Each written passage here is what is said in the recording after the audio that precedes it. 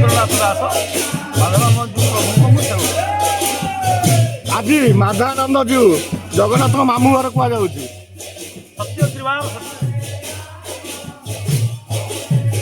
ଯେତେବେଳେ ବଡ଼ ଠାକୁର ରତ୍ନବେଦୀରେ ନାହାନ୍ତି, 108 ଗରା ପାଣି ଢାଳି ହେଲା ପରେ ଯେତେବେଳେ ଜ୍ୱର ହୋଇଛି, ପ୍ରଭୁ ମୋର ଅଣସର ପିଣ୍ଡିରେ ଅଛନ୍ତି, ବରଡ଼ା ତାଟି ଭିତରେ ଅଛନ୍ତି, ଚାରିପଟେ ବରଡ଼ା ତାଟି ଘେରା ଭିତରେ ଅଣସର ପିଣ୍ଡିରେ ଯେତେବେଳେ ପ୍ରଭୁ ଅଛନ୍ତି, ବିପଦରେ ରୋଗ ଶଯ୍ୟାରେ ପଡ଼ିଛନ୍ତି, ସେତେବେଳେ ମାମୁଁ ଘର ଅଞ୍ଚଳ ଆନ୍ଦୋଳିତ ଉଦ୍ବେଳିତ ହୋଇ ଉଠିଛି ଏବଂ ତାକୁ ଦେଖିବାକୁ ଯିବା ପାଇଁ ଯେତେବେଳେ ଆମର ଠାକୁର ମାଧବାନନ୍ଦ ଜୀଉଙ୍କର ସେ ଭଣଜା ତାଙ୍କୁ ଦେଖିବା ପାଇଁ ଆମେ ଆବେଗ ଭରା ସ୍ୱରରେ ଯାଉଛୁ ଏବଂ ତାକୁ ସନ୍ତୋଷ କରିବା ପାଇଁ, ତାର ରୋଗର ଆଶୁ ଆରୋଗ୍ୟ କାମନା କରିବା ପାଇଁ ଇଏ ମାଧବାନନ୍ଦ ଜୀଉ ବିକାଶ ପରିଷଦ ଏବଂ ମାଧବାନନ୍ଦ ଜୀଉ ଟ୍ରଷ୍ଟ ବୋର୍ଡ ତରଫରୁ ଯାଉଛି ପ୍ରଭୁଙ୍କ ପାଇଁ ବିଭିନ୍ନ ପ୍ରକାର ସୁସ୍ୱାଦୁ ଫଳ ଏବଂ ଆରୋଗ୍ୟ ଉପଲବ୍ଧ କରୁଥିବା ଫଳ, ଯେଉଁ ଫଳକୁ ଖାଇଲେ ପ୍ରଭୁ ଆରୋଗ୍ୟ ହେବେ।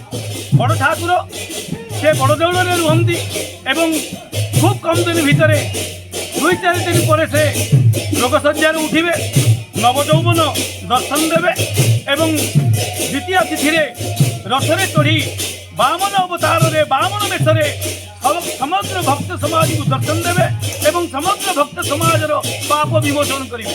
ସେହି ପ୍ରଭୁଙ୍କୁ ଯେତେବେଳେ ରୋଗଶଯ୍ୟାରେ ଅଛନ୍ତି, ଆମେ ତାଙ୍କୁ ସୁସ୍ଥ କାମନା କରି ଆରୋଗ୍ୟ କାମନା କରି ତାଙ୍କର ଅତି ନିକଟର ମାତୃଳାଳୟ ମାମୁଁ ଘରୁ ଆମେ ସମସ୍ତେ ନୈବେଦ୍ୟ ନେଇକି ଯାଉଛୁ। ରୋଗରେ ପୀଡ଼ିଥିବା ଆମ ଭଣଜାକୁ ଦେଖିବାକୁ ଯାଉଛୁ, ଆରୋଗ୍ୟ କାମନା କରି ଯାଉଛୁ। ଜୟ ଜଗନ୍ନାଥ, ଜୟ ଜଗନ୍ନାଥ, ଜୟ ଜଗନ୍ନାଥ।